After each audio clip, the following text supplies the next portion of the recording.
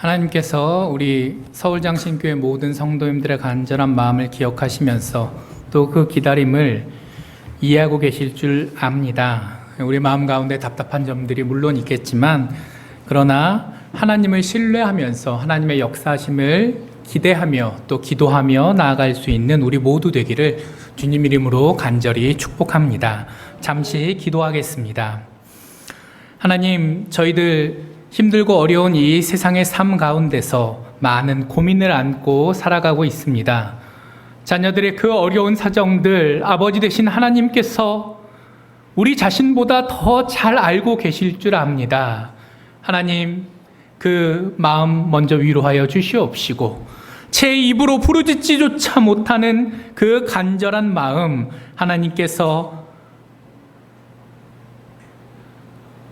갸륵하게 또 안타깝게 여겨주시사 아버지께서 자녀들의 부르짐에 응답하시는 분이심을 저희들이 확인하고 더더욱 믿음을 굳건히 세우며 이 험난한 세상 가운데 빛과 소금된 삶 살아낼 수 있도록 돌보아 주시옵소서.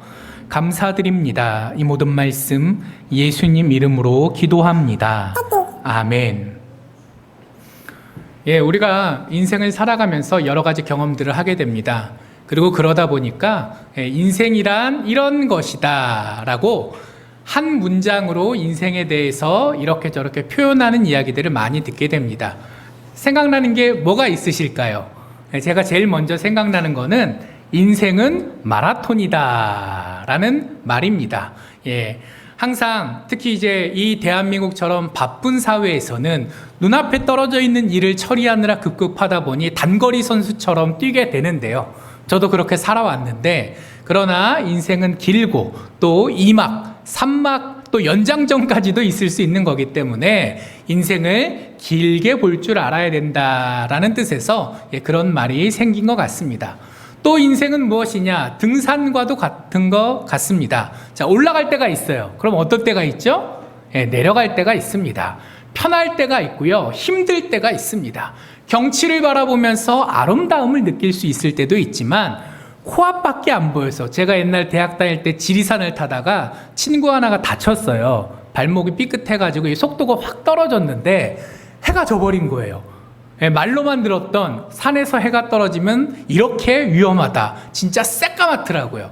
그때 제 친구들 8명이 같이 갔는데 맨 마지막 이정표를 본 게 900m였거든요. 밑에까지 900m 남았는데 그 900m를 기어서 왔습니다. 걸어갈 수가 없어요. 발 앞이 어떻게 될지 모르니까 손으로 이렇게 짚어왔던 것 같습니다. 꽃 구경하러 산 가실 때도 있지만 때로는 그 어둠 속에서 또 추위 속에서 정말 짐승처럼 엎드려 걸어야 겨우 내 생명을 보존할 수 있는 데가 또 산이기도 하죠. 우리 인생도 그런 것 같습니다. 잘 될 때가 있으면 힘들 때가 있기도 하고, 즐길 수 있는 때가 있으면 아무것도 신경 쓰지 못하고 손에 피가 나던 살이 쓸리던 지금 그것 따질 새가 아니잖아요. 어떻게든 살기 위해 발버둥 쳐야 될 때가 있기도 합니다. 자, 그리고 또 인생을 다른 말로 정의하자면 인생은 고난이다 라는 말이 있습니다. 우리가 모두가 다 평안한 삶, 문제없는 삶을 살기를 원하지만 그게 어찌 뜻대로 되겠습니까? 개인적으로나 우리 교회 공동체적으로나 더 나아가서는 나라와 민족 또 인류의 차원에 이르기까지 인간이 살아가는 곳에는 항상 문제가 있고, 문제가 있다라는 것은 곧 우리가 이 문제를 어떻게 해야 될까 고민해야 되는 어려움이 있고, 생각만 한다고 끝나는 거 아니잖아요. 내가 뭔가 결정을 했으면 실제로 행동해야 되는 수고가 있고, 그리고 그 결과에 대해서 책임까지 감당해야 되는 어려움이 있지 않습니까? 그러다 보니까 인생은 종류도 다양하고 정도도 다양하겠지만, 저기 저 뒤에 있는 혜빈이부터 여기 제일 어르신들이 이르기까지 그 누구도 피해갈 수 없는 고난의 연속인 것 같습니다. 제가 옛날에 잠깐 유학을 갈 일이 있었어요. 그래서 유학을 다 마치고 제가 이제 보통은 미국은 5월에 졸업을 하는데 저는 이제 가을 학기에 졸업을 하게 됐어요. 그래서 12월 중순쯤에 졸업식이 있는데 이제 귀국 티켓을 알아보다 보니까 이게 그 연말 그 시즌이 이게 성수기여서 표가 잘 안 구해지는 거예요. 그래서 천상 성탄절 이후에 연말에 들어오게 됐습니다. 그러니까 졸업식하고 한 열흘 정도가 남는 거예요. 그리고 그때까지 해외여행이랑은 한 번도 못 해봤고 맨날 유학 때문에 비행기 타고 태평양을 왔다 갔다 해봤지만 마음 편히 미국 어디 다녀본 적도 없어서 마침 제가 사역하고 있던 교회 목사님, 담임 목사님 아드님이 뉴욕에서 지금 직장 생활하고 있는데 숙소는 거기서 머물게 해줄 테니까 그럼 뉴욕 여행 한번 오시는 게 어떨까요? 전도사님. 그래서 제가 뉴욕 여행을 3박 4일로 간 적이 있습니다. 그 왔다 갔다 하는 동안 내가 선택해서 간 건데 행복했을까요? 힘들었을까요? 힘들었어요. 제가 유학 때보다 이게 살이 좀 빠진 거예요. 그때는 더 뚱뚱했는데 국제선을 타면 비행기 자리가 조금 넉넉합니다. 똑같이 이코노미여도 조금 더 커요. 근데 맨날 국제선만 타고 한국이랑 미국을 왔다 갔다 하다가 아무 생각 없이 미국의 국내선을 딱 탔는데 와, 거기 가면 저는 준수한 몸매거든요. 아무도 저보러 뚱뚱하다고 얘기하지 않습니다. 이 정도면 딱 보기 좋은 몸매였어요. 근데 와, 비행기 좌석이 너무 좁은 거예요. 앞뒤가 너무 좁아가지고 아니 나도 이렇게 죽겠는데 도대체 그때 저희 구약학 교수님께서는 200kg 넘는 교수님이셨거든요. 아니 근데 그런 분들이 많아요. 그런 분들이 많은데 야 나도 이런데 저분들은 도대체 비행기를 어떻게 타라는 건가. 해외 토픽에 그런 기사가 난 적이 있습니다. 어느 이제 풍채 좋으신 분이 비행기 1인분을 탔는데 거기 항공사 직원이 나가라고. 당신 같은 사람은 1인분 못 태우니까 좌석 2개를 예약해서 가운데 거 이렇게 손잡이 드러내고 거기에 앉으면 비행기 타고 아니면 못 태우겠다라고 한 적이 있어서 소송 걸리고 난리 났던 기억이 있는데 그때는 그저 웃고 넘어갔지만 그런 일이 왜 벌어지겠는지 제가 이해가 되더라고요. 저만 해도 좁은데 제가 좋다고 그래도 뉴욕 여행 한번 가겠다고 3박 4일 갔지만 비행기 타는 그 순간부터 고생입니다. 자, 뉴욕에 도착한다고 고생이 끝날까요? 아니죠. 자는 것도 낯설고 또 거기는 정말 영어로만 모든 걸 다 해야 되는데 그거 아세요? 교수님이랑 말하는 게 제일 쉽습니다. 왜냐하면 교수님들은 유학생들 대부분 경험이 있으시잖아요. 애가 말하는 걸 딱 듣고 얘가 지금 이걸 말하고 싶은데 지금 이게 영어가 짧아가지고 애가 허둥대는구나 이해하세요. 그러니까 천천히도 말해주시고 다시 말하게 기회도 주시고 뭔가 배려를 해주십니다. 어느 학과는 좀 야박하게 구는 과도 있다고 하는데 저는 어쨌든 신학교였기 때문에 특히 한국인 유학생들이 오시는 거를 요즘은 몰라도 제가 유학 갈 때까지는 교수님들이 되게 좋아하셨어요. 우리 100년 전 선배들이 뿌린 믿음의 씨가 결실을 맺어서 이제 내 학생으로 얘네들이 왔구나라고 생각하시니까 솔직히 객관적으로 공부를 좀 못해도 그래도 예쁘게 봐주시던 그런 기억이 있습니다. 그래서 교수님들이랑 얘기하는 건 편하고 그리고 같은 대학원에 있는 학생들이랑 얘기하는 것도 그럭저럭 괜찮아요. 사람이 뭔가 경험이 있고 또 배운 게 있어야 약한 사람이 뭐가 부족한지 내가 어떻게 맞춰줄 수 있는지도 아는 거거든요. 내가 힘들면 다른 사람 사정 봐줄 수가 없잖아요. 그래도 저희 학교가 그래도 미국에서 그럭저럭 잘 사는 친구들이 오는 학교였고 백인들 위주의 학교였고 그러다 보니까 아무튼 여건들이 좋아서 그런지 유학생들이랑 얘기할 때 그래도 많이 배려를 해줬어요. 제일 힘든 사람은 동네 슈퍼마켓 점원 멕시코 출신 아줌마가 제일 힘듭니다. 서로 영어를 하는데 이게 영어인가? 내가 지금 스페인어를 듣고 있는 건가? 영어를 듣고 있는 건가? 헷갈릴 만큼. 그럼 제가 그러면 저 사람은 어떨까요? 똑같아요. 서로가 영어로 얘기하면서 속 터져 합니다. 왜? 둘 다 영어가 부족하니까. 근데 뉴욕에 딱 갔어요. 저를 배려해준 교수님 없습니다. 학생들 없습니다. 만나는 모든 사람들은 제가 그렇게 무서워했던 슈퍼마켓 점원 느낌을 가지고 영어를 해야 되는 거예요. 불편할까요? 편할까요? 2년여 유학했는데 그거 갖고 그렇게 말이 편해지지 않습니다. 그럭저럭 먹고 살만하고 수업 때 발표하고 따라갈 만은 하지만 편한 건 아니에요. 자, 비행기도 그렇고 말하는 것도 그렇고 차도 없으니 어떻게 해야 돼요? 이 무거운 몸을 이끌고 다 걸어 다니고 대중교통을 타고 다녔어야 돼요. 내가 선택했지만, 좋아서 했지만 고생했습니다. 자, 근데 고생이란 그런 걸 수도 있는 거예요. 내가 좋아서 할 때도 있고, 내가 싫지만 강제로 하게 될 때도 있고, 또 내가 그 부분에 대해서 책임을 가지고 있기에 책임감을 가지고 할 때 있지만, 내 책임도 아닌데 억울하게 덤탱이를 쓸 때도 있습니다. 자, 그리고 내가 뭔가 잘못해서 고생을 자초하는 경우도 있지만, 나는 아무 잘못도 없는데 다른 사람이 벌인 일들 때문에 내가 혼자 혹은 함께 고생한 일들이 있죠. 자세히 살펴보면 고생도 그냥 고생 두 글자로 끝낼 게 아니라 그것을 들여보면 이것저것 복잡한 여러 가지 종류의 고생들이 있더라는 거예요. 자, 그리고 그 고생에는 이렇게 여러 가지 종류가 있는 것처럼 고생과 필연적으로 연결될 수밖에 없는 기다림에도 종류가 있습니다. 자, 기다림이란 무엇입니까? 내가 지금 어떤 문제를 가지고 있어야 기다리게 됩니다. 문제가 없으면 기다릴 필요가 없어요. 문제가 있어야 고생을 하는 것처럼 문제가 있어야 기다림이 시작됩니다. 자, 그리고 또 한 가지 고생과 기다림의 공통점이 뭐가 있을까요? 그 문제가 사소한 거여서 내가 내 능력과 노력만으로 당장 해결할 수 있으면 기다릴 필요가 있나요? 없나요? 작은 문제는 있었지만 그까이 거 치우면 그만이에요.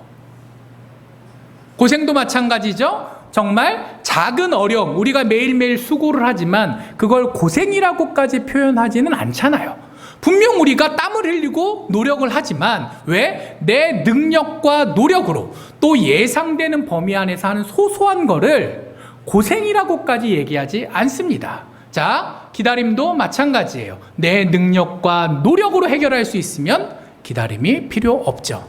안 되니까 기다리게 될 수밖에 없는 거예요.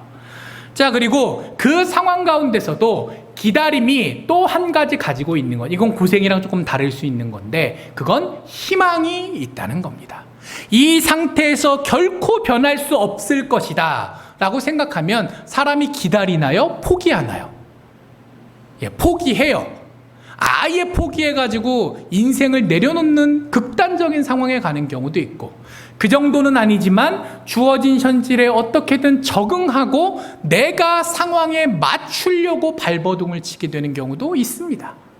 하지만 우리가 무언가를 기다릴 수 있다라는 것은 문제가 있고 그것 때문에 고생도 하고 여러 가지로 어렵지만, 그러나 나는 알 수 없을지라도 언젠가는 혹은 누군가는 이 문제를 그래도 해결해 줄 수 있을 거다라는 그런 희망이 내 마음속에 있을 때 우리가 비로소 기다릴 수 있는 것이죠. 오늘의 본문의 말씀은 그런 기다림을 간절히 겪었던 어떤 사람에 대한 이야기입니다. 오늘 본문에 야이로라는 회당장이 등장합니다. 회당장 정도면 그 동네에서는 나름 유지예요. 옛날에 예루살렘 성전이 있었을 때는 그 예루살렘 성전에서 예배드리는 게 원칙이었죠. 그러나 다 알고 계신 것처럼 이미 예루살렘 성전은 무너진 지 오래가 되었습니다. 그리고 그 예루살렘의 솔로몬 성전이 무너진 다음에 이스라엘 백성들이 사방팔방 흩어질 수밖에 없었을 때 제일 많이는 바벨론에 끌려갔겠지만 꼭 바벨론 아니어도 먹고 살려고 여기저기 흩어진 사람들이 많이 있었거든요. 그 사람들은 예루살렘에 있던 성전, 이제는 있지도 않은 그 성전에선 예배 드릴 수가 없잖아요. 그럼 어떻게 해야 됐을까요? 예배 안 드릴까요? 예배 처소가 없다고 예배를 안 드릴까요? 그럴 수는 없잖아요. 누구나 다 좋은 예배 처소에서 평안하게 또 서로 고민, 근심, 걱정 없이 교제를 나누면서 예배드리면 좋겠지만, 그러나 예배는, 교회는 건물이 아니라 하나님을 믿는 사람들의 모임이요, 하나님께 드려지는 것이기에 우리가 야외 예배에 가서도 예배라고 부르는 것처럼 언제 어떤 상황에서도 예배는 드려야만 했고, 그래서 이렇게 흩어졌던 이스라엘 사람들은 각자 어떻게든, 그게 집일 수도 있고 어떤 회사, 요즘식으로 따지면 회사, 뭐 공장, 하여튼 어느 장소라도 모여서 예배를 드리기 시작했어요. 그러다가 어느 정도 안정적으로 그들의 삶이 이제는 쫓겨난 실향민이 아니라 실향민 정도에서 약간 이민자로 업그레이드 됐을 때, 그 바벨론 땅 같은 데서 그래도 몇 년 지내면서 자리를 잡고 집도 생기고 일터도 생기고 그럴저럭 적응하게 됐을 때 이제 이야기가 나옵니다. 우리가 언제까지 예루살렘 성전에서 예배를 못 드린다고 이렇게 주먹국으로만 겨우겨우 예배를 드리겠는가? 그래도 가능한 선에서 제대로 한번 예배를 드렸으면 좋겠다. 제사를 드렸으면 좋겠다. 하나님의 말씀을 듣고 우리가 하나님의 백성임을 다시 한번 확인할 수 있었으면 좋겠다. 그런 간절한 마음들이 있어서 회당이라는 게 생긴 거예요. 자, 그리고 유대라는 나라 이미 없어졌잖아요. 왕도 없고 귀족도 없고 어디 관리도 없고 아무도 없잖아요. 그러면 그 유대인들이 살아갈 때 누가 그 유대인 공동체 안에 이런저런 일을 중재하고 결정하고 또 때로는 책임을 져야 되겠어요. 자연스럽게 그 회당의 책임자가 약간 마을 이장님 정도의 느낌이 되어버릴 수밖에 없었던 시대 상황이 있었습니다. 물론 예수님께서 공생애 하시던 그 시간에는 예루살렘의 성전이 다시 지어졌어요. 헤롯 왕이 지었던 세 번째로 지어진 성전이 있기는 했습니다. 하지만 이미 회당이라는 것이 사방팔방 많이 퍼져 있었고, 또 갈릴리에서 예루살렘까지 왔다 갔다 하는 게 쉬울까요? 어려울까요? 어려울 거잖아요. 그럼 어쩌다 1년에 한 번, 아니 법대로 따지면 3번 예루살렘 올라갈 수 있겠지만, 아니 평소에는 어떻게 할 거예요? 그래서 안식일에 이 회당에 모여서 같이 하나님 말씀을 읽고 또 말씀을 듣고 교제를 나누는 것이 당연해졌기 때문에 이 야이로란 사람은 믿음도 있던 사람이었을 거고요. 그리고 주변에 인정받던 사람이었을 거고요. 또 세상적으로 따지면 그 동네에서는 콧방귀 좀 낄 수 있는 권력도 있던 사람이었습니다. 자, 그런데 이 사람이 어떻습니까?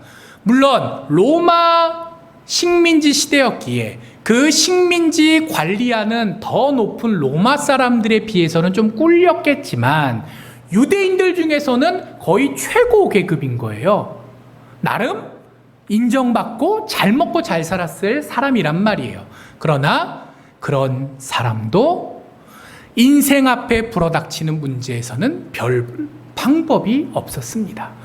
그에게 외동딸이 있었다라고 얘기를 합니다. 자, 딸이 하나 있는데 이 딸이 정확히 알 수 없는 병으로 이제 사경을 헤매고 있는 거예요. 내가 하나님의 백성으로서 또 회당의 책임자로서 또 나를 위해 생각해주는 주변의 많은 사람들과 함께 기도했지만 그 문제는 나의 능력으로도 어쩔 수 없고 의사의 능력으로도 어쩔 수 없고 이 공동체 모두가 같이 기도해도 어쩔 수 없는, 사람의 손으로서는 방법이 없는 문제가 되어버렸어요. 그래서 이 사람은 기도하면서 기다립니다. 어느 분을요? 예수님을 기다립니다. 오늘 본문은 아니지만 조금 앞에 보면 40절에 예수님께서 그 동네로 다시 돌아오셨다라는 얘기가 있어요. 자, 그러니까 야이로는 예수님을 처음 보는 사람일까요? 예수님을 본 적이 있는 사람일까요? 네. 예수님께서는 갈릴리에 특히 가버나움이나 이제 몇몇 도시들을 중심으로 활동을 하셨기 때문에 어쩌다 예수님을 평생 한 번 보고 다시 못 뵌 사람도 물론 있겠지만, 그러나 예수님께서 주로 활동하시던 지역 근처에 살던 사람들은 예수님께서 어느 집안 자손이고 뭐 형제가 몇 명이고까지 알 수 있던 사람들도 있었어요.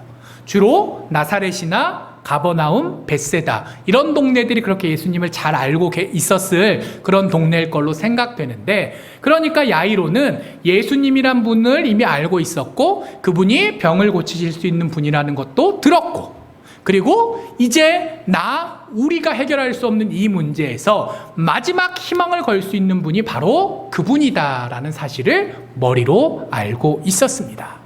나에게 문제가 있어요? 그걸 내가 해결할 수 없어요. 그러나 아직 뭐가 남아있죠? 희망이 남아 있습니다.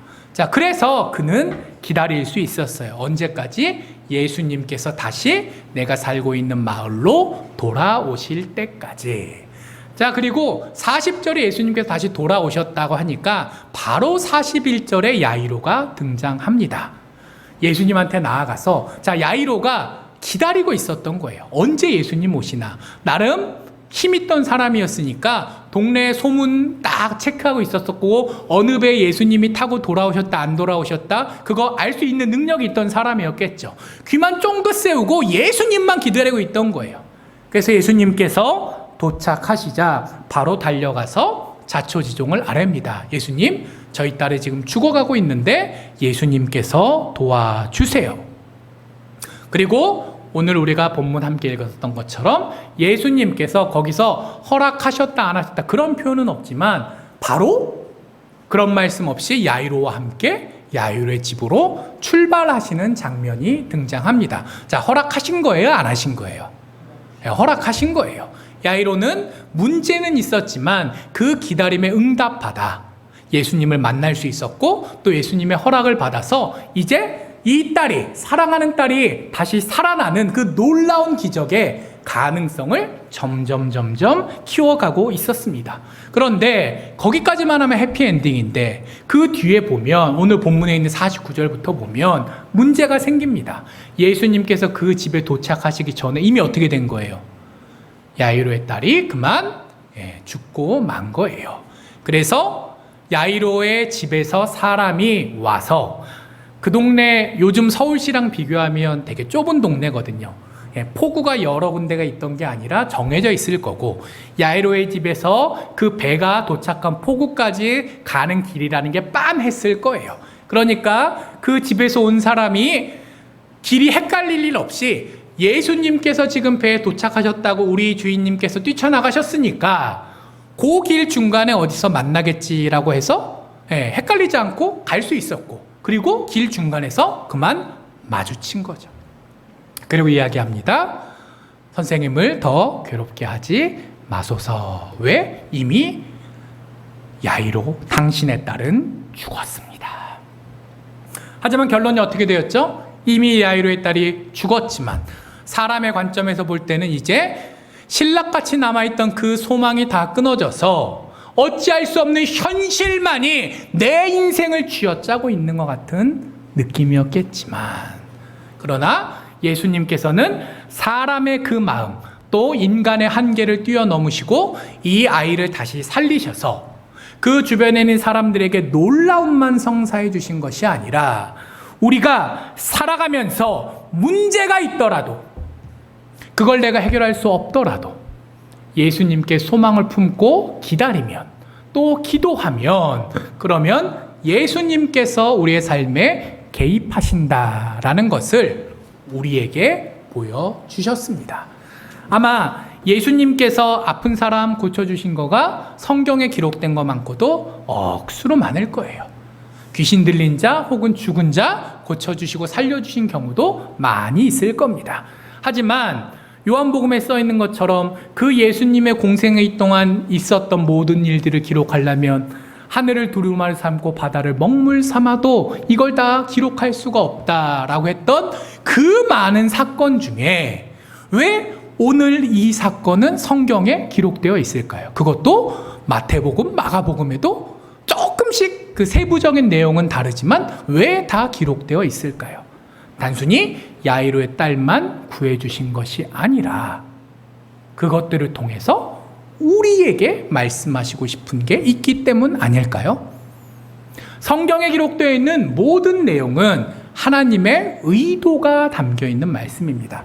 이걸 단순한 역사책으로 혹은 이야기책으로 이해하실 것이 아니라, 시집으로 이해하실 것이 아니라, 이 어떤 건 시, 어떤 건 법, 어떤 건 이야기, 어떤 건 뭐 다른 이런저런 장르에 대한 거지만 그 기록들을 왜 성경이라는 이름으로 하나님께서 우리에게 주셨는가, 그 하나님의 뜻을 우리가 살펴야 될 텐데, 오늘 본문 말씀에 그런 하나님의 뜻이 담겨져 있고 가장 먼저 생각할 수 있는 건 우리에게 희망이 있다, 우리는 기다릴 수 있다, 그리고 하나님께서는 그 기다리는 존재인 우리들을 아시고 우리의 기다림에 응답하신다.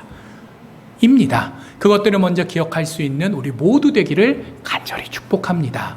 자, 그런데 이렇게 간단히 넘어가기에는 조금 더 깊은 내용들이 성경에 곳곳에 담겨 있어요. 자, 먼저는 기다림이라는 게 문제에서 출발하고 나의 무력함 때문에 이제 진짜 기다릴 수밖에 없게 되지만 희망이 있을 때 기다림이 될 수 있다. 라는 그 1차적인 걸 넘어서 모든 기다림이 그럼 문제와 희망이 있으면 기다림인가? 그게 또 아니더라는 거예요. 아까 고생의 종류도 여러 가지가 있다라고 말씀드렸던 것처럼 이 기다림이라는 것도 곰곰이 생각해 보면 모두가 다 동일한 기다림이 아니라 기다림에도 이 기다림이 있고 저 기다림이 있더라라는 겁니다. 자, 먼저 한번 생각해 보십시오. 자, 기다림에는 온전한 기다림이 있고 온전하지 못한 기다림이 있습니다. 이 야이로는 누구를 기다렸어요? 예수님을 기다렸습니다. 누구에게 소망을 품었나요? 예수님께 소망을 품었습니다. 하지만 세상의 많은 기다림들, 아니 세상까지 얘기할 것도 없이 우리가 살아오면서 기다려 보셨던 그 수많은 경험들 가운데 과연 하나님과 하나님의 뜻만 기다리셨나요? 아니면 나 개인의 이익을 위한 기다림, 혹은 세상에 의지하는 기다림, 이런저런 무언가 하나님께서 보시기에 이거는 온전한 기다림이다라고 인정해 주시기에는 조금 뭔가 애매한 그런 기다림들도 있으셨나요? 아마 우리가 하나님만 온전히 의지해야 한다는 거 다 알고 있으면서도 알게 모르게 때로는 어쩔 수 없이 세상을 의지할 때가 있는 것처럼 우리의 기다림이 온전한 기다림이라고 자부할 수 없게 만드는 여러 가지 복잡한 사정들이 있잖아요. 제가 지난번에 바알을 이스라엘 백성들이 왜 그렇게 우상 숭배했는가 말씀드리면서 바알이 기본적으로 물의 신이기 때문이다라고 말씀드렸습니다. 바다의 신, 물의 신, 비의 신, 어쨌든 간에 다 그쪽 라인인 거잖아요. 예, 그런데 그러다 보니까 결국은 이 바알이 나중에는 어디로까지 영역을 확장하느냐, 농사의 신이 되는 거예요. 제때 비가 내려야 농사가 이제 수확을 거둘 수 있는 그 당시 기술 사정 때문에 비의 신이 아주 중요한 신이 돼버린 거죠. 뭐 때문에? 내가 먹고 사는 문제 때문에. 뭐 때문에? 요즘식으로 표현하면 돈 때문에. 자, 그런데 그거 아세요? 그렇다고 해서 이스라엘 백성들이 하나님을 안 믿고 바알만 믿었던 건 또 아니에요. 요즘 인도 같은데 다신교 국가에 가면 선교사님들이 제일 환장하게 했는 게 그거랍니다. 예수님을 믿으세요. 네, 믿겠습니다. 십자가를 드리면 가져가요. 근데 어떻게 돼 있죠? 그 얘기 한두 번씩 들어보셨을 텐데요. 그 집에 어느 날 신방을 가면 그 십자가가 어디 있을까요? 자, 우리 집에 모셔놓은 신들입니다. 짜잔 보여주면은 한 100 몇십 개 중에서 한 자리 조그마한 십자가 차지하고 있는 거죠. 다신교 국가 세계관에서는 예수님이 나를 사랑하시고 나를 위해 죽으시고 나를 구원하시는 분이시다? 좋네. 그러니까 이신 저신 요신 고신 다 믿는데 그중에 예수님 한 분 더 믿어도 좋겠다. 근데 이걸 어떻게 못하겠다는 거예요. 아무리 복음을 얘기해도 근본적인 어릴 때부터 몸에 배운 그 문화라는 거를 극복하는 게 너무너무 힘들다. 그래서 어떻게 보면 인도의 기독교인이 참 많습니다. 근데 어떻게 보면 인도의 기독교인이 거의 없습니다. 기준에 따라서 이걸 어떻게 잡아야 될지 목사님들도 선교사님들도 참 고민일 수밖에 없어요. 자, 근데 이스라엘 백성들의 사고방식이 딱 그거였다는 거예요. 평소에는 우리가 하나님의 백성이니까 하나님을 믿지만 언제는 바알한테 가서 제사 드리는 거예요? 내가 필요할 때. 그때가 언젠가요? 비가 필요할 때. 근데 하나님께서는 비를 안 주시나요? 주시잖아요. 성경에 보면 하나님께서 주시는 축복의 그 여러 가지 그 문학적 표현이 있는데 그 중에 하나가 이른 비와 늦은 비를 주시는 분이 하나님이시다라고 나오죠. 그 이른 비와 늦은 비가 약간 그 우리나라 말로 해석하면은 비가 올 때가 여긴데 요거보다 좀 빨리 오거나 늦게 오거나 이런 느낌도 있는데 사실 그거 아니에요. 원래 비가 오는 그 계절이 정해져 있다는 거예요. 우리 여름에 장마 오는 것처럼. 그때 걔네는 두 번이라는 거죠. 이른 비가 올 타이밍, 늦은 비가 올 타이밍. 근데 하나님께서는 어떻게 하신다고요? 그 비가 와야 될 때 비를 내려주시는 분이라는 거예요. 그러니까 바알을 안 믿어도 어떻게 되는 거예요? 어차피 내가 먹고 사는 문제는 어느 분께서 보살펴 주신다고요? 하나님께서 보살펴 주세요. 근데 그 하나님을 믿으면서도 왜 바알은 또 믿을까요? 엘리야가 이런 얘기를 합니다. 갈멜산에서 850대 1로 싸울 때 그 바알 아세라 선지자들이야 뭐 말할 것도 없는 사람들이지만 거기 주변에 이게 어떻게 되나라고 둘러보고 있는 수없이 많은 이스라엘 백성들이 있을 거잖아요. 그 사람들한테 이야기합니다. 너희가 어느 때까지 머뭇머뭇하려느냐. 바알이면 바알, 하나님이면 여호와 하나님. 아니 딱 정해서 결단하고 한 존재에게 귀의해야지. 이거는 어느 때는 하나님 믿는다 그랬다가 어느 때는 바알에 가서 제사 드리고 이게 뭐 하는 짓이냐. 그 바알 아세라 선지자만 싸운 게 아니라 거기에 있는 모든 이스라엘 백성들을 혼내면서, 그리고 다른 말로 하면 모든 이스라엘 백성들에게 시비를 걸었어요. 나는 850대 1이 아니라 이스라엘 대 나 하나로 싸워도 싸우겠다 라는 결기를 보여줬죠. 그때 이스라엘 백성들이 어떻게 하고 있었다고요? 기억하시는 분 계실지 모르겠지만 거기서 야 네가 뭔데 우리한테 그래, 그런 사람이 없었어요. 반면에 거기서 하나님만 제대로 믿겠습니다 한 사람도 없었어요. 다 뭐 하고 있었어요? 입 딱 다물고 눈치만 보고 있었어요. 자, 근데 그 이스라엘 백성들이 이상한 사람들인가요? 우리는 다른가요? 사실 그 이스라엘 백성들을 어린 시절에는 욕하고 넘어갈 때가 많이 있었지만 특히 성경 요 장에서 난리쳤다가 혼나고 회개하고 하나님께서 구원하시는 장면이 나왔다가 바로 다음 장에 사사기 같은 데서 많이 그러잖아요. 바로 다음 장에 또 바보짓 하는 걸 보면 어린 마음의 이 인간들은 왜 이럴까 하던 때도 있었는데 나이가 들어가고 또 연륜이 쌓이다 보니까 아니 그 사람들을 욕할 게 없어요. 바로 우리가 그 사람들입니다. 그게 평범한 인간의 모습인 거예요. 우리가 하나님을 믿는다고 하면서도 현실의 문제 앞에 하나님의 응답을 기다린다고 하면서도 정작 어떻다고요? 하나님께서 응답해 주시면 좋고 아니어도 어떻게든 살 길을 찾아야 되니까 이런저런 것들을 의지하게 되더라라는 거죠. 이스라엘 백성들이 하나님을 믿으면서도 바알을 같이 숭배했던 것처럼 하나님의 뜻에 따라 살기보다는 뭐가 더 중요한 거예요? 내가 더 중요한 게 인간이라는 거예요. 하나님만 계셔도 될 것 같으면 하나님만 믿어도 되겠지만 이게 좀 애매하다 싶으면 언제든지 내가 더 중요하니까. 특히 바알 같은 경우는 내 생각에는 지금 비가 왔으면 딱 좋겠는데 하나님께서 지금 비를 안 주시네? 그럼 어떻게 해야 돼요? 바알한테 쫓아가는 거죠. 그리고 바알은 거래가 가능한 대상이라고 생각했어요. 내가 요만큼 투자할 테니까, 제사를 드릴 테니까 이만큼으로 갚아줄 수 있는 존재. 좋게 말하면 좋은 사업 파트너, 나쁘게 말하면 신이라고 우상 숭배를 하는 것 같지만 결국은 내가 마음대로 조종할 수 있는 존재. 내가 위에요? 바알이 위에요? 왜 백엔머리 송사라는 말이 있죠. 예. 남자가 어디 뭐 왕부터 시작해서 오만 대단한 자리에 있어도 결국은 누가 조절할 수 있다는 거예요?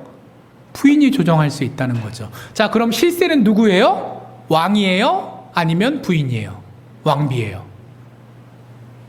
우리 다 직간접적으로 경험하시잖아요. 살면서 그런 경우 한두 번씩 해보셨잖아요. 모든 집이 그렇게 돌아가는 건 아니겠지만 분명 겉으로는 이 사람이 실세인 것 같은데 사실은 실세가 뒤에 따로 있는 경우가 얼마든지 많이 있지 않습니까? 자, 바알과 그 우상 숭배하는 이스라엘 백성들의 관계가 이런 거였다는 거예요.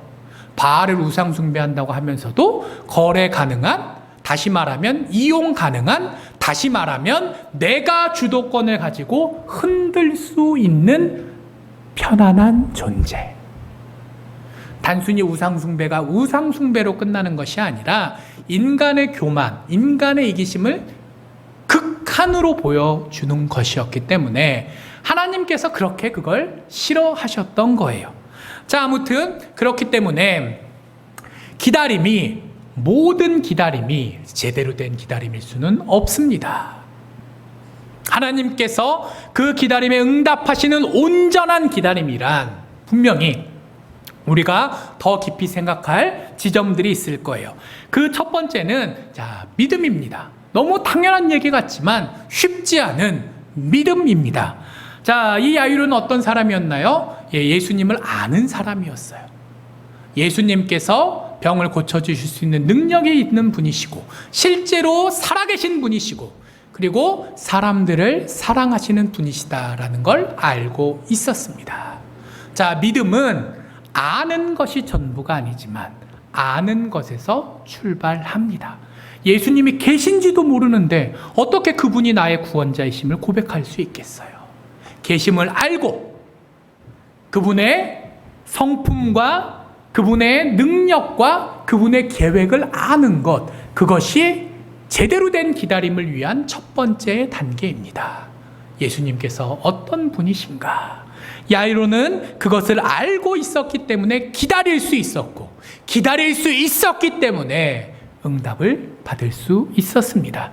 자, 근데 예수님이 어떤 분이신지를 아는 것만으로는 족하지 않습니다. 자, 야이로한테 이 딸이 쓰러졌다라는 문제 하나만이 아니라 켜켜이 추가되는 다른 문제들이 있었어요.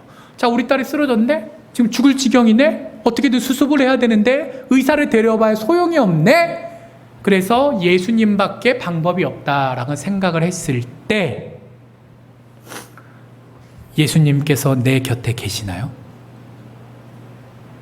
예수님께서 어디서 어떤 일을 하고 계시는지 내 맘대로 조정할 수 있나요? 아까 바알은 이스라엘 백성들이 바알 정도는 내가 조정할 수 있다라고 생각했는데 과연 예수님께서는 내가 조정하실 수 있는 분이신가요? 자, 아닌 거예요. 예수님은 예수님의 뜻에 따라 공생의 다른 사역을 하시기 위해 다른 동네에 계셨어요. 야이로는 예수님을 어찌할 수 없으니 예수님께서 돌아오실 때까지 기다려야 됐습니다. 자, 근데 예수님께서 이 마을에 오셨다고 문제가 끝나나요? 그렇지 않습니다. 예수님께 도와달라고 가서 부탁을 해야 돼요. 빌어야 돼요. 근데 예수님께서 들어주신다는 보장이 있나요? 없나요? 나에게는 기대가 있지만, 소망이 있지만 예수님께서 들어주신다는 보장은 사실 없는 거예요. 예수님 앞에 나아가 우리 딸을 살려주세요라고 했을 때 이 야이로의 마음이 얼마나 두근두근 했겠습니까? 예수님께서 안 된다고 하시면 어떡할까? 큰 문제 하나만이 아니라 그 문제를 해결하기 위해 기다리는 동안에도 계속 작지만 문제들이 이어집니다. 자, 그리고 예수님께서 오시고 또 그 선하심으로, 그 사랑하심으로 우리 딸을 살려주실 마음을 품고 계신다고 하더라도 예수님께서 언제 여기 도착하실지, 그리고 우리 집에 가셨을 때 우리 딸이 멀쩡히 아직 버텨주고 있을지 그 타이밍을 내가 어떻게 할 수 있나요? 사람이 시간을 어떻게 할 수 없죠. 가는 시간을 잡을 수 없습니다. 그런 것처럼 야이로에게는 예수님께서 오시고 허락해 주시는 것만이 아니라 제때 집에 모셔가는 것까지, 그것이 문제로 다가왔는데 사실 오늘 거기서 실패한 거잖아요. 1단계, 2단계는 됐는데 예수님을 제 타이밍에 모셔가지 못해서 딸이 죽었다는 소리를 듣게 된 거 아니에요? 자, 그 문제가 있습니다. 자, 그리고 오늘 본문에서는 크게 드러나지 않지만 예수님께서 제 타이밍에 가셨어요. 가셨다고 쳐요. 그래도 딸이 살아난다는 100%의 확신이 있습니까? 없습니까? 예수님께 기대를 하고 있는 거지, 예수님께서 죽은 사람도 살리실 수 있는 능력이 있으신 분이시다라는 걸 과연 야이로가 100% 확증할 수 있었을까요? 만약 그랬다면 사람이 와서 딸이 죽었다라고 얘기했을 때 50절에 예수님께서 두려워하지 말라, 믿기만 해라라고 얘기하실 필요가 없으셨을 것 같아요. 야이로에게 예수님께서 이 말씀을 하신 건 이 부분이 현실적인 고민거리였고, 물론 우리 예수님께서는 그 문제를 해결해 주셔서 딸을 다시 일으키셨지만 야이로의 입장에서는 그 기다림이라는 건 또 다른 문제가 연속되는 과정이었다라는 것이죠.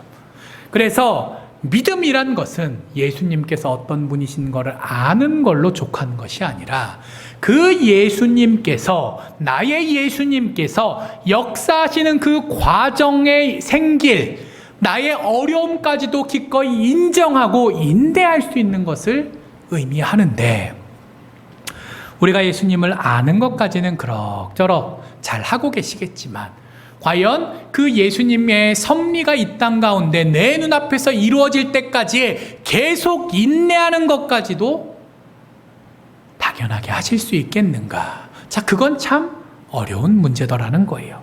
자, 그리고 거기에 더해서 또 듣는 것이 필요합니다. 자, 사람은 상대적인 존재예요.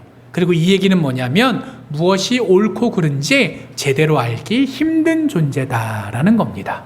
자, 제가 자주 쓰는 표현이 한 5번 넘게는 한 것 같아요, 설교 시간에. 자, 우리 권사님들, 자, 어디 옷을 하나 사셨어요. 싸게 예쁜 거 잘 샀다라는 기분이 딱 들어서 기분 좋게 집에 오셨는데 옆에 이웃분이, 친구분이 그거 좀 색깔이 별로다. 자, 그럼 기분이 어떠세요? 기분이 똑같으세요? 좋아지세요? 나빠지세요? 예, 감사합니다. 자, 대답해 주셔서, 예, 나빠지죠. 아니, 내가 고민해서, 내가 선택해서, 내 돈 주고 내가 샀어요. 딴 사람이 뭐라고 하던 말든 그 모든 과정에 이미 끝난 일인데 상관이 있나요? 없나요?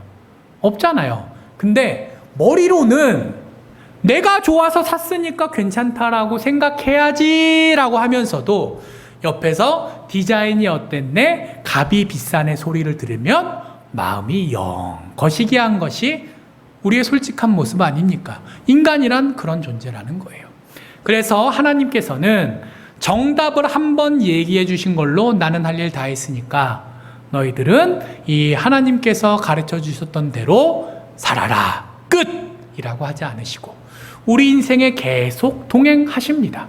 오늘 야이로가 기본적으로 믿음이 있는 사람이었어요. 그래서 기다릴 수 있었어요. 예수님께 소망을 품고 그리고 그 중간 과정들을 인내할 수도 있었어요. 훌륭한 사람이었어요. 하지만 그 역시 인간이었기 때문에 딸이 죽었다, 더 이상 예수님을 괴롭게 하지 말라라는 얘기를 들었을 때 낙심할 수밖에 없었을 것이고, 그래서 예수님께서는 그에게 이야기하십니다. 뭐라고요? 두려워하지 말고 믿기만 하라. 그리하면 딸이 구원을 얻으리라. 자, 근데 야이로가 들었어요, 안 들었어요? 자, 딸이 죽었다라는 이야기를 조금 전에 들었습니다. 예수님께 간절한 소망을 품고 기다리고 기다렸던 만큼 딸을 사랑했다는 이야기일 것이고, 그 딸이 죽었다는 얘기는 그렇구나로 넘어갈 수 없는 억장, 아니 인생이 무너지는 듯한 소리였을 거예요. 그러나 그 상황 가운데서도 야이로는 예수님의 말씀을 들었습니다. 사람들이 이렇게 이야기합니다. 49절에 보면 이렇게 나와요. 선생을 더 괴롭게 하지 마소서. 자, 예수님을 주님이라고 부르지 않습니다. 선생이라고 부릅니다. 나보다는 좀 나은 사람이겠지만 어쨌거나 뭐라는 거예요? 사람. 평범한 사람. 이 이야기는 예수님께서 죽은 사람을 살리실 능력이 없는 보통의 조금 똑똑하고 좀 사랑이 많은 그런 사람이니 예수님께 소망을 품지 말라라는 의미를 담고 있어요. 그리고 그 다음에 보면 더 괴롭게 하지 마소서라는 얘기가 나오는데, 여기서 그 괴롭게가 그 헬라어 원어를 보면 갈기갈기 찢다 뭐 그런 뜻이래요. 가죽을 벗기다, 좀 이게 괴롭게가 우리가 생각하는 괴롭게보다 훨씬 센 의미예요. 자, 그리고 이 의미는 뭐냐면 야이로 당신이 지금 예수님한테 계속 조르는 거는 예수님을 조금 귀찮게, 불편하게 하는 게 아니라 어떻게 한다는 거예요? 채찍으로 예수님을 때리는 것과 같은 행동이라는 거예요. 어떻게 보면 예수님을 위하는 것 같지만 그 기저에는 뭐가 깔려 있어요? 예수님께서는 이 상황에서 뭘 할 수 없는 분인데, 근데 너무 조르면 그 예수님이 곤란하시지 않겠습니까? 겉으로는 예수님을 위하는 말인 것 같지만 실상으로는 예수님의 능력을 부정하는 말이었다는 거예요. 우리가 세상을 살면서 이런 말을 얼마나 많이 듣습니까? 좋은 말로 포장하지만 하나님께서 우리를 사랑하시지 않는다, 하나님께서 우리를 도우시지 않는다, 하나님께서 이 세상을 섭리하시지 않는다, 그러니 우리는 사람을 의지하고 과학 기술을 의지하고 무언가 눈에 보이는 것들을 의지하면서 우리의 험난한 인생을 버텨야 한다, 그렇게 이야기하지 않습니까? 왜 돈돈 합니까? 왜 그렇게 외모를 따져서 성형수술을 그렇게 잘하고 많이 하는 나라가 되었습니까? 왜 결혼도 하지 않고 자녀도 낳지 않겠다는 젊은이들이 많아져 갑니까? 현실의 어려움이 있을 때 그 어려움을 하나님께 맡길 수 없다 라고 이야기하는 수많은 세상의 목소리에 휘둘려서 그렇게 되는 것 아닙니까? 야이로도 우리와 비슷한 상황이었어요. 그러나 그는 예수님의 말씀을 들었고 마음이 편했을까요? 아니, 그렇진 않았을 겁니다. 목회자여도 어려운 상황에서 곤란함을 느끼고 낙심하고 좌절합니다. 사람이 원래 그렇습니다. 그러니 야이로도 마음이 완전히 편안해지지는 않았을 거예요. 그러나 불편함을 한 조각 가지고 있으면서도 그래도 예수님의 말씀에 귀를 기울이고 예수님을 따라 예수님과 함께 계속 자기 집으로 걸어갈 수 있었습니다. 그런 들음이 우리에게 필요합니다. 들음이 우리에게 필요합니다. 이 세상의 목소리가 아니라 하나님의 음성을 들을 수 있어야 합니다. 그럴 때 우리의 기다림이 온전한 기다림이 될 수 있을 것입니다. 자, 그리고 거기에 더해서 이게 제일 어렵고 중요한 부분인 것 같아요. 야이로는 순종하는 사람이었습니다. 자, 먼저는 방금 말씀드린 것처럼 49절에 자기 집에서 온 사람. 자, 예수님을 잘 알겠어요? 그 사람을 잘 알겠어요? 그 사람을 또 잘 알 거 아니에요. 하지만 그 사람이 아니라 예수님의 말씀을 듣고 순종했죠. 자, 이게 출발입니다. 근데 그걸로 끝나지 않아요. 51절에 보니까 예수님께서 그 야이로의 딸이 누워있는 장소에 가실 때 제자 3명과 야이로와 그의 부인 5명만 들어오라 라고 하셨습니다. 자, 이게 별거 아닌 것 같지만 별거 아니면 성경에 왜 하나님께서 써 놓으셨겠어요? 뭔가 이유가 있으니까 굳이 기록해 놓으신 거 아니에요? 자, 그 부분은 근데 이게 되게 어려운 부분이에요. 많은 신학자들마다 해석이 분분합니다. 어떤 그 나쁜 신학자는 예수님께서 혹시 못 살리실까봐 걱정이 돼서 이러셨다라는 얘기를 하는 학자도 없지 않아 있어요. 독일에 있는 모 학자인데 뭐 옛날 돌아가신 분이지만, 자, 아무튼 그런 사람도 있고, 또 많은 사람들이 들어갔을 때 이 야이로의 딸이 벌떡 일어났을 때 수많은 그 관객들이 나를 보고 있으면 이 소녀의 마음이 어떻겠어요? 좀 그럴 거 아니에요? 그래서 이 소녀를 배려하셨다라고 이해할 수도 있습니다. 자, 그리고 맨 마지막 절에 보면 부모에게 이 일을 아무도 알리지 말라라고 얘기하신 장면이 나오는데, 거기에 생각해 보면 죽은 사람을 살리신다라는 것을 한동안은, 뭐 영원히는 그럴 수 없겠지만 그 공생의 한동안은 다음의 사역을 위해서 숨기시기 위해서 비밀 엄수 차원에서 이러셨다라는 해석들이 있어요. 자, 그러나 중요한 건 예수님께서 어떤 뜻으로 그러셨는지를 떠나서 야이로의 입장에서는 그 말씀이 마냥 아무 생각 없이 지나갈 말씀은 아니었을 수 있습니다. 왜? 라는 생각이 들 수 있겠죠. 왜? 우리의 신앙생활하면서, 아니 인생을 살아가면서 왜? 라는 질문은 중요합니다. 아이들이 성장해 나가는 데 있어서 뭘 물어보면 왜 그러잖아요. 교육학자들이 그 이상한 소리를 해도 너 왜 그래? 그런 거 묻지 마. 됐어. 그냥 어른이 되면 알아. 이렇게 얘기하지 말고 최대한 설명을 해주라 그래요. 가능한 만큼은. 왜 그런가? 그 왜라는 질문이 인간을 인간으로 만드는 질문이기 때문입니다. 근데 이게 꼭 좋은 것만은 아니에요. 우리가 세상을 더 알아가고 인생의 깊이를 더하가는 과정에 왜라는 질문은 필요하지만 동시에 이것이 믿음의 올무가 되기도 합니다. 왜 하나님께서는 이러시지? 왜 하필 나지? 왜 하필 지금이지? 왜? 그것이 우리를 힘들게 하는 것 아닙니까? 야이로도 얼마든지 왜 우리 딸이부터 시작해서 수없이 많은 왜를 외칠 수 있었을 거예요. 하지만 51절에 보면 5명만 들어가자 할 때 야이로가 다른 소리를 하지 않습니다. 이 역시도 완전한 믿음, 완전한 평안까지는 아니었겠지만 그가 그래도 예수님께 순종해야겠다라는 어떤 결단을 가지고 있다라는 걸 보여줘요. 그리고 가장 중요한 건 오늘 본문 말씀이 사실 40절부터 출발하는 말씀입니다. 중간에 어떤 일이 나오죠? 혈루증 여인을 고쳐주신 얘기가 나와요. 자, 근데 41절에 야이로가 예수님을 만나 집으로 걸어가고 있는데 야이로의 마음은 어떨까요? 타들어가고 있겠죠. 우리 딸이 언제 죽을지 모르는데 빨리 예수님을 모시고 가야 되는데 근데 중간에 누가 나타나요? 이 나쁜 혈루증 여인이 나타나요. 자, 야이로는 혈루증 여인과 같은 마을에 살고 있었겠죠? 그리고 혈루증 여인의 아기를 알고 있을까요? 모르고 있을까요? 유명한 여자였을 거예요, 동네에서. 자, 알고 있었을 확률이 높다라고 생각합니다. 자, 그리고 그 당시에 혈루증이라는 병을 어떻게 생각했냐? 아주 나쁜 죄를 저질러서 하나님께 벌을 받았다.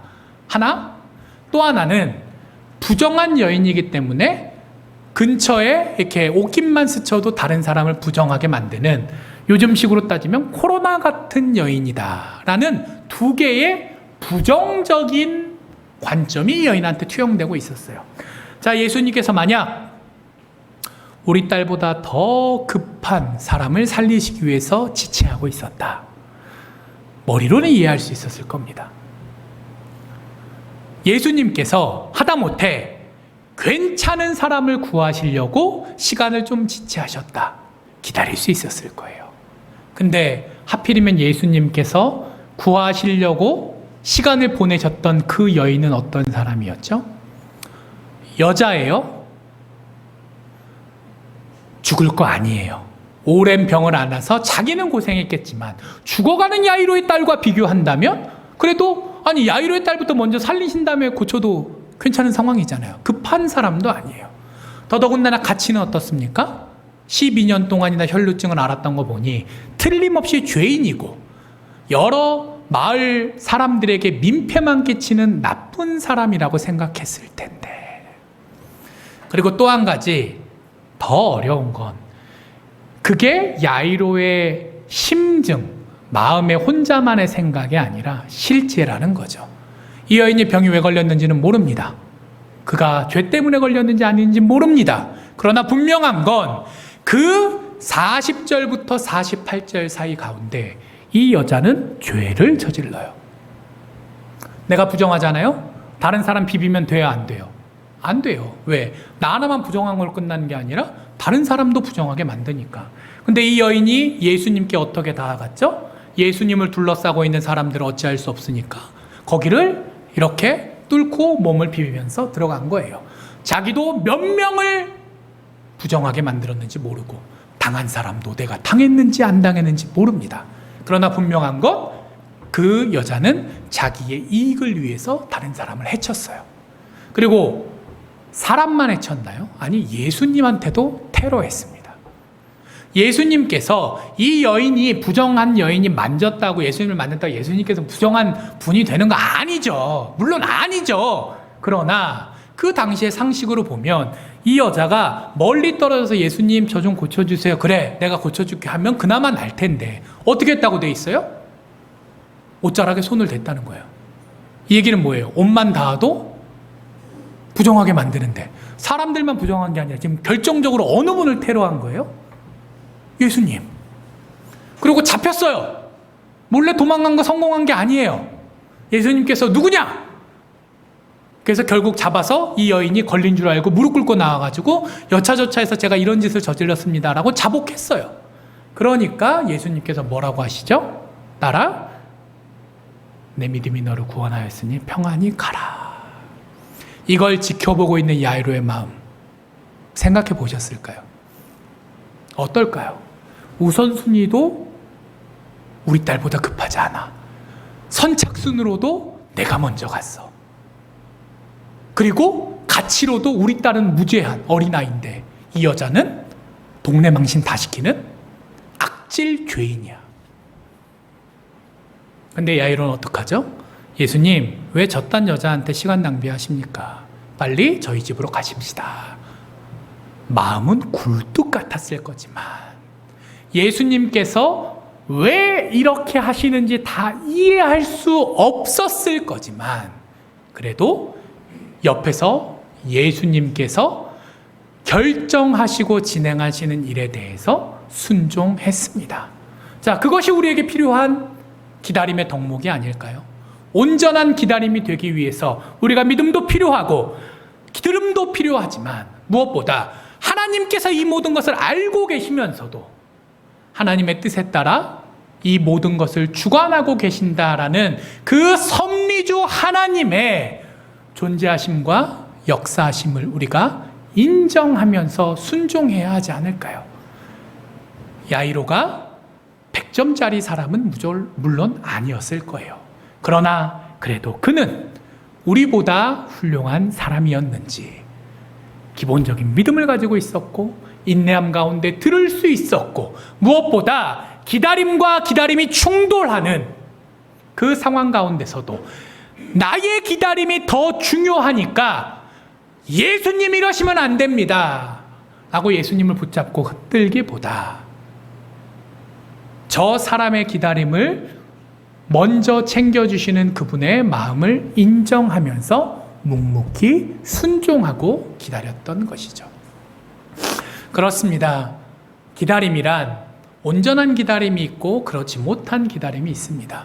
자, 그리고 나에게 간절한 기다림이 있고 또 다른 사람 혹은 어떤 국가나 공동체의 기다림이 있습니다. 사람이 모든 기다림이 한 가지여서 이것만 이루어지면 모든 문제가 끝났으면 얼마나 좋겠습니까? 그러나 현실 가운데서는 수많은 기다림들이 교차하고 또 그 기다림 위에는 수많은 문제와 고난들이 함께하며 또 그 위에는 인간의 나부터 우선시하고 싶은 내 뜻대로 하나님까지도 이용하고 싶은 그 어쩔 수 없는 원죄 같은 이기심이 함께합니다. 자, 그것들을 극복하며 나아갈 수 있는 우리가 되었으면 좋겠습니다. 자, 힘들고 어렵습니다. 맞아요. 현실이 우리를 그냥 두지 않습니다. 하지만 그 가운데서도 예수님께서는 그 모든 것들을 일단 알고 계십니다. 그리고 그 가운데 우리를 이해하시고 배려하십니다. 야이로에게 50절에 말씀하신 것, 그가 인간이기에 당연히 흔들릴 수 있다는 걸 이해하시니 말씀하신 거잖아요.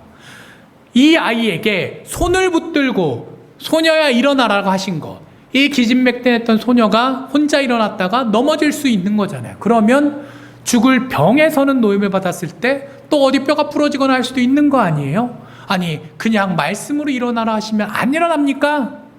굳이 야이로의 집에 가셔야 됩니까? 안 가셔도 되잖아요. 우리 알고 있잖아요. 그냥 그 항구에서, 아니 심지어는 그 항구에서 야이로가 말을 떼기도 전에 너의 간절한 기다림을 내가 아노라. 이미 딸의 병을 고쳤으니 집으로 돌아가라 하실 수 있으실까요? 없으실까요? 우리가 알잖아요. 그러실 수 있었어요. 그러나 예수님께서는 그렇게 하지 않으셨습니다. 그 자리에 있는 그리고 그 야이로와 그 어린 딸이 그리고 지금 우리에게 이르기까지 예수님께서 사람의 상황을 이해하시고 배려하시면서 역사하신다라는 것을 보여주고 계시니까요. 그리고 그 다음에 어떻게 하시죠? 먹을 걸 줘라. 애가 오래 아팠잖아요. 지금 죽었다가 살아났잖아요. 예수님의 표현에 따르면 잔다라고 하셨지만 거기 보면 누가 봐도 사람의 눈에는 죽은 거잖아요. 예수님께서 우리와 존재가 다르신 분이니 죽음과 잠에 대한 개념을 다르게 이야기하셨겠지만 이 아이가 고생한 게 맞습니까? 틀립니까? 죽을 병에서 고생했잖아요. 자, 그 세밀한 부분까지도 다 배려해 주시는 분이시라는 거죠. 그런 분이 바로 우리 예수님이십니다. 우리가 그분을 믿고 듣고 그분에게 순종할 때 그분의 섭리를 인정하는 가운데 묵묵히 또 온전히 기다릴 수 있을 때 그 예수님께서 우리를 붙들고 인도하실 줄 믿습니다. 그러한 소망 품고 나아가는 우리 모두 되기를 주님 이름으로 간절히 축복합니다. 기도하겠습니다. 하나님 감사합니다. 기다림들 가운데서 저희들이 있습니다. 그러나 그 모든 기다림이 동일한 기다림인 줄 알고 있었으나 또 그렇지 않다라는 말씀까지도 들었습니다. 이 간절한 상황 가운데 먼저 스스로를 되돌아볼 수 있는 넉넉한 믿음까지도 허락하여 주시옵시고 그 믿음 가운데 하나님의 역사하심을 바라볼 수 있게 하여 주시옵시며 그래야 해서 우리의 믿음이 더더욱 탄탄해지고 또 이것들이 우리에게 서로가 또 후대들에게 정말 놀라운 하나님의 은혜의 역사로 회자되고 기억되는 가운데 이 배역한 시대 가운데 하나님께서 살아계시고 역사하시고 우리를 사랑하심을 다시 한번 확인하고 널리 전파하는 그런 축복의 통로가 되게 하여 주시옵소서. 그래야 주실 줄 믿사오며 이 모든 말씀 예수님 이름으로 기도합니다. 아멘.